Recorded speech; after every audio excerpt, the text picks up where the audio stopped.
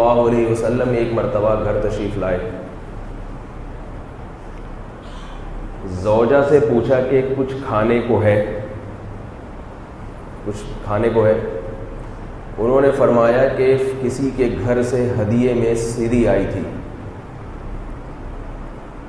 وہ میں نے صدقہ کر دی, تھوڑا سا اس میں سے بچ گیا ہے. ساری کیا کر دی؟ صدقہ. بچ گئی ہے تھوڑی سی, تو آپ نے فرمایا کہ جو صدقہ کر دی وہ بچ گئی اور یہ تھوڑی سی بولتے کیوں نہیں ختم ہو جائے گی. بچی کون سی ہے؟ وہ ہے. یہ بچی تھوڑی ہے, یہ تو ختم ہو جائے گی. ہم اگر گھر پہ آئیں, اول تو آتے ہی نہیں. شادی شدہ آدمی گھر سے شروع میں تو گھر میں رہتا ہے 2-3 ہفتے, اس کے بعد گھر سے کیا ہو جاتا ہے؟ شارٹ. سالوں کا فون آتا ہے, پھر آتا ہے گھر میں, اور تھوڑا سا چکر لگائے گا, پھر گھر سے باہر. اول تو گھر پہ نہیں آتے. پھر اگر گھر پر آئیں اور پتہ یہ چلے کہ آپ نے جو کچھ بیگم کو لا کے دیا تھا وہ بیگم نے کیا کر دیا؟ کسی غریب کو صدقہ کر دیا. کیسے تیور ہوں گے اور کیسے سیخ پا ہو جائیں گے, اور کیا 2-2 فٹ اچھلنا شروع ہو جائے گی. کیونکہ محسوس یہ ہوگا کہ بھائی یہ تو ضائع کر دیا, اپنے لیے کمایا تھا اور فقیر کو دے کے ضائع کر دیا. تو آپ صلی اللہ علیہ وسلم کا چونکہ ویژن تھا جنت, اللہ کی رضا, تو آپ صلی اللہ علیہ وسلم کو یہ محسوس ہوا کہ جو صدقہ کر دیا ہے وہ تو اپنے ویژن کے لیے استعمال ہو گیا, باقی بچ گیا. جو تھوڑا سا رہ گیا ہے وہ کیا ہو جائے گا؟ کھا کے ختم ہو جائے گا. حالانکہ آپ صلی اللہ علیہ وسلم کے لیے تو وہ تھوڑا سا بہت ضروری تھا, کیونکہ اسی تھوڑے سر سے تو زندگی تھی. ہماری طرح تھوڑی آپ صلی اللہ علیہ وسلم سیر ہو کر کھایا کرتے تھے. آپ کی جو خوراک تھی وہ اتنی تھی کہ زندہ رہنے کے لیے جتنی خوراک ضروری ہے. لیکن اپنے گھر والوں کا ذہن بنا رہے ہیں کہ دنیا سے دل مت لگانا. بہت کم پہ آپ صلی اللہ علیہ وسلم نے گزارا کیا, بہت کم پہ, یہ بتانے کے لیے کہ یہ دنیا میرا ویژن نہیں ہے. تو اب دیکھو کہ یہ جو کاروباری لوگ ہوتے ہیں, دکان پہ بیٹھتے ہیں, کسٹمر کا رش ہوتا ہے, یہ نماز کے لیے جب جاتے ہیں نا, جو بہت دیندار ہیں وہی جاتے ہیں ایسے موقع پہ کہ جب کسٹمر کا رش ہو, قریب میں مسجد ہو جہاں آپ نے جا کے جماعت سے نماز پڑھنی ہے. ایسے موقع پہ گاہکوں کو چھوڑ کر نماز کے لیے نکلنا, یہ صرف ان لوگوں کا کام ہے جو بہت زیادہ دیندار ہوتے ہیں. چھوٹا موٹا دیندار کیا کرے گا کہ یار اکیلے اخپل طریقے سے پڑھ لیں گے. وہ کیا کرے گا؟ یار اخپل طریقے سے بعد میں پڑھ لیں گے, جلدی جلدی پڑھ لے گا, اٹھک بیٹھک لگا لے گا. تو اب رش ہے تو آپ بھاگے بھاگے جائیں گے اور بھاگے بھاگے بولو بھائی واپس آئیں گے. دل بھی نماز کے دوران آپ کا کہاں اٹکا رہے گا؟ دکان کی طرف. اور آپ کو ایسا لگے گا کہ یہ ٹائم کیا ہو رہا ہے؟ ضائع ہو رہا ہے. وہ مجبور ہیں, مسلمان ہیں, آخرت میں عذاب نہ آ جائے, ٹھگائی نہ لگ جائے, چلو پڑھ لو, لیکن ٹائم ہے کیا, کبھی مزہ نہیں آئے گا اس میں. یہ اللہ کی رحمت ہے, اللہ پھر بھی ثواب دے دیتے ہیں کہ چلو دل نہیں چاہ رہا مگر کر تو رہا ہے. لیکن اگر مقصد آخرت ہو تو مزہ آئے گا ہی اسی ٹائم میں. دکان لگے گی بھائی یہ تو مجبوری ہے, کھانا ہے, بچوں کو کھلانا ہے, تبھی تو نماز بھی پڑھ سکتا ہے جب پیٹ میں کیا ہو, نوالا جائے گا. نہیں کھلایا پلایا تو بھی بچہ ہی مار دیں گے, مجبوری ہے. اصل تو کیا ہے, یہ ہے آخرت کی تیاری میں یہ زیادہ مددگار بنے گی. وہ بھی اللہ کا حکم ہے دکان, اس لیے اس کو پورا کر رہے ہیں, مگر جو مزہ اس نماز کے حکم میں ہے وہ دکان والے حکم میں نہیں. یہ ایک اشکال کا جواب دیا ہے میں نے. اشکال یہ ہوتا ہے کہ بھائی علماء یہ کہتے ہیں کہ کمانا بھی تو عبادت ہے. کیا خیال ہے؟ جب آخرت کی فکر کرنی ہے تو کمانا بھی کیا ہے؟ ارے بھائی بول لو یار. کمانے تو یہ مولوی صاحب نے دو قسمیں کہاں سے کر لیں کہ ادھر نماز میں لگے گا کہ مزہ آئے گا اور دکان میں لگے گا کہ ٹائم کیا ہو رہا ہے؟ ضائع ہو رہا ہے. جب دونوں عبادت ہیں تو دونوں میں مزہ آئے گا. بات تو یہ کسی حد تک صحیح ہے. جب دونوں اللہ کی رضا کے لیے ہیں تو دونوں میں مزہ تو آئے گا. زیادہ مزہ کس میں آئے گا؟ زیادہ مزہ اس چیز میں آئے گا جو براہ راست عبادت ہے. اس کی میں اکثر اپنے بیان میں ایک مثال دیا کرتا ہوں. اپنے بیان میں اکثر ایک میں مثال دیا کرتا ہوں کہ آپ کو جس سے محبت ہوتی ہے اس سے ملاقات کرنا یہ بھی ایک حکم ہے, اور اس کا کوئی کام نمٹا دینا یہ بھی ایک, بولو بھائی, حکم ہے. آپ کو جس سے محبت ہے, آپ اس سے ملنا چاہتے ہیں, اس نے کیا کہا کہ آپ میرا یہ فلاں کام کر دو, فلاں کام کر دو, وہ ہر وقت آپ کو اپنے گھر سے باہر ہی رکھتا ہے. لیکن آپ کی چاہت کیا ہوگی؟ اس سے قریب ہو جاؤں میں. تو احکام تو اس کے بہت سارے ہوں گے, لیکن وہ حکم جس میں اس کا قرب نصیب ہو, جس میں اس کے ساتھ بیٹھنا نصیب ہو, اس حکم میں لذت زیادہ ہوگی اور دوسرے کاموں میں لذت کم ہوگی, بلکہ غصہ بھی آ سکتا ہے. اب مثال تو وہی دوں گا نا جو مارکیٹ میں چل رہی ہے. قائد اعظم کے مزار پہ ہو, بلا لیا, اللہ معاف فرمائے اس مزار کو کیا بنایا ہوئے لوگوں نے, ڈیٹنگ پوائنٹ بنا لیا.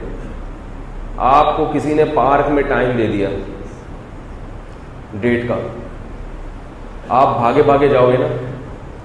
لیکن محبوب نے یہ کہا کہ مجھ سے ملاقات کے بجائے مجھے اگر خوش کرنا چاہتے ہو تو ایسا کرو, فلاں مارکیٹ میں جاؤ, یہ خریدو, فلاں مارکیٹ میں جاؤ, یہ خریدو, میرے گھر کا یہ کام کر دو. سارا دن آپ کو اس نے کیا کیا ہے؟ گھمایا ان کاموں میں, اور ملاقات کا ٹائم نہیں ہے بھائی. اب آپ کہہ رہے ہیں بھائی ملاقات کب ہوگی؟ تو محبوب جواب میں کہتا ہے کہ آپ کا مقصد مجھ کو خوش کرنا ہے نا. آپ کہیں ہاں خوش کرنا ہے, تو محبوب کہے کہ بس میں اسی میں خوش ہوں کہ ملو نہیں اور سارا دن میرے کام نمٹاتے رہو. آپ کیا بولو گے؟ دھت تمہارے, بولو گے کہ نہیں بولو گے کہ بھائی ٹھیک ہے کر تو رہا ہوں, لیکن جو اگر محبت ہو تو ملاقات میں جو لطف اور جو مزہ آئے گا وہ محبوب کے دوسرے کاموں میں مزہ نہیں آئے گا. جن لوگوں کو جنت کی حقیقی تڑپ ہوتی ہے یہ وہ لوگ ہیں جن کے دل میں اللہ کی حقیقی محبت ہوتی ہے. ان کو اللہ سے ملاقات میں براہ راست, اللہ, نماز تو اللہ سے ملاقات ہے, عجیب ملاقات ہے. دیکھیں نماز میں آپ جب اللہ اکبر کہتے ہیں تو اس کا مطلب کیا ہے کہ میری اللہ سے ملاقات شروع ہو چکی ہے, اب میں باؤنڈ ہو گیا ہوں, کوئی مجھے چھیڑنے کی کوشش, بولو بھائی, اب حصار کھینچ لیا ہے. یہ وہ روحانی حصاروں والا حصار نہیں ہے, وہ کچھ بھی نہیں ہوتا روحانی والے جو حصار کھینچتے ہیں. حصار کھینچ لیا ہے آپ نے, باؤنڈری کھڑی کر دی ہے. اللہ اکبر, اللہ سب سے بڑا ہے. بس دیکھو جب ڈیٹنگ پوائنٹ پہ لوگ جاتے ہیں موبائل آف کر دیتے ہیں, یا کم از کم سائلنٹ پہ تو کر ہی دیتے ہیں. اگر آپ کو ملاقات کا ٹائم دیا محبوب نے, آپ ملنے گئے اور بار بار فون پہ بات کر رہے ہیں, ہاں بھائی کیا بات ہے, خیریت, طبیعت ٹھیک, کبھی اس کا فون کبھی اس کا فون, تو محبوب سمجھ جائے گا کہ اس کو مجھ سے محبت نہیں ہے. موبائل کیا ہونا چاہیے؟ سائلنٹ. زیادہ محبت ہے تو آف کر دے, اور زیادہ عشق ہے تو وہاں بیٹھتے ہی موبائل توڑ دے. بیٹھے اور موبائل توڑ دے. تو یہ نماز کیا ہے؟ اللہ اکبر کہا، اللہ بہت بڑا ہے، سب سے بڑا ہے، مطلب اب جب اللہ ہے تو اب اللہ کے علاوہ کوئی بھی نہیں۔ اب آپ دیکھیں اگر کوئی نماز پڑھ رہا ہو، دکاندار، کسٹمر کا رش ہو، گاہکوں کا رش ہو، تو وہ بھی اس دکاندار کو چھیڑتے نہیں ہے، انہیں معلوم ہے کہ جتنا بھی رش ہو سلام پھیرنے سے پہلے یہ جواب نہیں دے گا، سلام جب تک نہیں پھیرے گا یہ جواب نہیں دے گا۔ سلام کیوں پھیرتے ہیں نماز میں؟ اس دنیا سے نکل کے اس دنیا میں واپس لوٹتے ہیں۔ جب اس دنیا میں واپس لوٹتے ہیں تو جب بھی آپ سفر سے آئیں گے تو سلام کرتے ہیں کہ نہیں کرتے؟ کیا خیال ہے؟ ارے آپ کہیں سے بھی آتے ہیں تو السلام علیکم کرتے کہ نہیں کرتے؟ تو ہم کیا کرتے ہیں؟ نماز کے خول سے جب باہر آتے ہیں تو ابھی تک ہمارا اس دنیا سے رابطہ منقطع تھا، جیسے ہی رابطہ بحال ہوا تو السلام علیکم ورحمۃ اللہ، پھر السلام علیکم ورحمۃ اللہ۔ یہ شکر ہے کہ کوئٹہ والے اتنا ہی سلام کرتے ہیں نماز میں جتنا اللہ نے حکم دیا، ورنہ کوئٹہ والوں کا سلام آدمی افورڈ نہیں کر سکتا۔ کوئٹہ میں آپ چلے جائیں، کوئٹہ چمن میں کوئی محفل ہو جس میں پٹھان بھائی بیٹھے ہوئے ہو تو ایک گردان چلتی ہے خیریت کی، جب آپ گئے نا السلام علیکم کہ السلام علیکم ورحمۃ اللہ، دیغت مغت کو ندی کڑے انڈی والان خادے ٹول۔ ہمارے دوست نے یاد کی بھی تھی گردان، ان کو پشتو نہیں آتی تھی تو وہ جاتے ہی شروع کر دیتے دیغت مغت ندی کڑے انڈی والان چینی ہتھوڑے کشمش پکوڑے، وہ پورا یاد کیا ہوا تھا، چینی ہتھوڑے کشمش پکوڑے۔ کہتے کیا بولنے بھائی؟ کہہ رہے بھائی آپ بھی کچھ اسی قسم کی آواز آتی ہے ہمیں ٹھیک ہے، تو ہم بھی کوشش کرتے۔ اتنی لمبی خیریت چلتی ہے، اتنی لمبی خیریت، خواہ دے ٹول دے، خواہ دے ٹول دے، پھر جا کے انسان سانس لیتا ہے تو کوئی دوسرا آدمی آ گیا، اب دوسرا آیا تو پھر سب سے وہ پوچھے گا خواہ دے خواہ دے ٹول، خیریت دے خیریت، ہاں بھائی خیریت دے۔ جتنے 20 افراد بیٹھے ہیں نا تو 20 کے 20 میں خیریت کا پورا پروگرام چلتا ہے۔ ابھی جب سکون لیا کہ اب مقصد کی بات شروع ہوگی، کوئی اور محفل میں آ گیا، اب وہ بیٹھا انڈی والان خواہ دے، ہاں جی ٹول دے۔ تو میں اس سے کہتا ہوں شکر ہے کہ نماز میں اللہ نے مختصر سلام رکھا، السلام علیکم ورحمۃ اللہ، خیریت پوچھنے کی اجازت نہیں دی، ورنہ لوگ کیا کرتے ہیں السلام علیکم ورحمۃ اللہ، خیریت دیے ٹول دے، کافی دیر کے بعد پھر ادھر سلام پھیرتے، اس کی خیریت انڈی والا، کوئی گھر میں پریشانی تو نہیں، گھر والے سب خیریت ہیں، بچے ٹھیک ہیں، کافی لمبی نماز ہو جاتی ہے۔ تو نماز میں ہم کیا کرتے ہیں؟ کیونکہ اللہ سے ملاقات ہے تو نماز میں ہم جب باہر نکلتے ہیں تو اس دنیا میں گویا کہ ایک الگ جہان سے واپس اس دنیا میں لوٹتے ہیں۔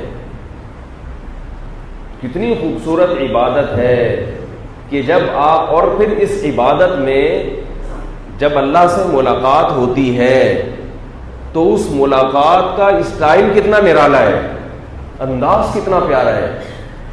اسی لیے میں کہتا ہوں کہ کسی غیر مسلم نے اسلام کو اگر سمجھنا ہو صرف اسلام میں نماز کو دیکھ لے، اگر وہ متعصب نہیں ہوگا تو نماز ہی بتا دے گی کہ یہ مذہب جھوٹا مذہب نہیں ہے، کیونکہ کسی انسان کے بس میں نہیں ہے کہ عبادت کا اتنا خوبصورت طریقہ اپنی طرف سے گڑھ لے، یہ ناممکن ہے، گڑھا نہیں جا سکتا، یہ وضع نہیں کیا جا سکتا، یہ وہ طریقہ ہے جو رب نے خود بتایا ہے،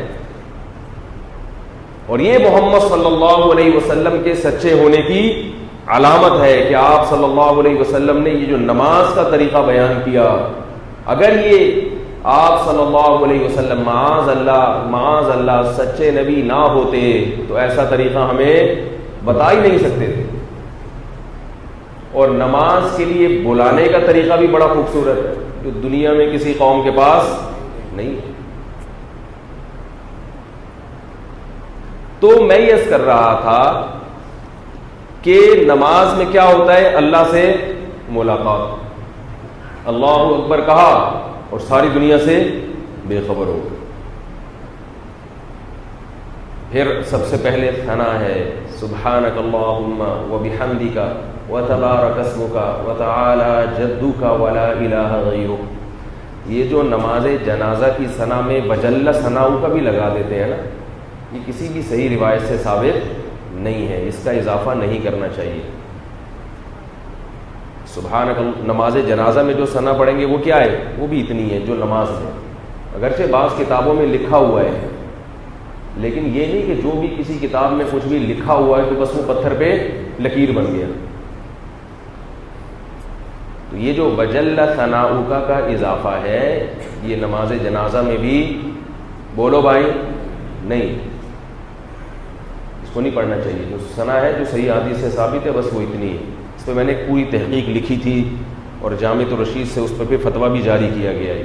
یہ میں اس لیے کہہ رہا ہوں کہ پھر اگر میں یہ وضاحت نہیں کرتا تو پھر میرے خلاف فتوے آنا شروع ہو جاتے کہ یہ اکابر کی روش سے ہٹ گیا ہے، حضرت فلاں دامت برکاتہم نے تو لکھا ہے کہ وجل ثناؤک بھی پڑھے، تو یہ اپنے بزرگوں کو نہیں مانتا اور یہ نہیں ہے۔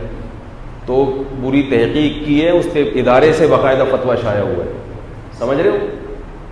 اس پہ بڑے بڑے مفتیان کرام کے دستخط۔ تو کوئی اس سے کچھ بھی نہیں ہوتا کہ اگر کسی بزرگ کی تحقیق سے کوئی اختلاف کر لے تو اس سے یہ نہیں ہوتا کہ یہ بزرگوں کو نہیں مانتا، سمجھ رہے ہو؟ اس سے کوئی کچھ بھی نہیں ہوتا۔ اس سے علماء میں اختلافات ہمیشہ سے ہوتے، فلاں کی یہ تحقیق تھی، دوسرے کی یہ تحقیق۔ پھر جو علماء ہیں وہ یہ دیکھتے ہیں کہ قرآن و سنت کی روشنی میں کون سی تحقیق زیادہ بہتر ہے۔ ہمارے ہاں بعض اکابر نے کسی چیز کی تحقیق کی نہیں تو ایک چیز نقل ہوتی آ رہی تھی، انہوں نے بھی اچھے اعتماد کی بنیاد پہ اس کو آگے نقل کر دیا۔ اگر وہ تحقیق کرتے تو نہ ہوتا ایسا۔ اب آپ یہ کہہ سکتے ہیں کہ بلا تحقیق انہوں نے پرانی بات کو آگے نقل کیوں کیا؟ تو بھائی ہر مسئلے کی تحقیق کا ہر ایک کے پاس ٹائم نہیں ہوتا، نہ ہر ایک میں صلاحیت ہوتی ہے، اور بعض میں صلاحیت ہوتی ہے مگر وقت نہیں ہوتا۔ لوگ علماء کو پتہ نہیں کیا سمجھتے ہیں کہ یہ فارغ ہیں، ہر وقت جو ہے وہ بیٹھ کے بس ہر چیز کی تحقیق کر سکتے ہیں۔ ایسا نہیں ہوتا، اتنا ٹائم وقت نہیں ہوتا۔ ہاں یہ ضرور ہے کہ جس نے تحقیق کر لی اور آپ اس کی تحقیق پر مطلع ہو گئے اور دیکھ لیا کہ دلائل مضبوط ہیں، تو پھر آپ کو اپنی پرانی رائے سے رجوع کرنا پڑے گا۔ نہیں کرتے رجوع، پھر یہ گمراہی ہے، یہ وہ تقلید ہے جو شخصیت پرستی کہلاتی ہے۔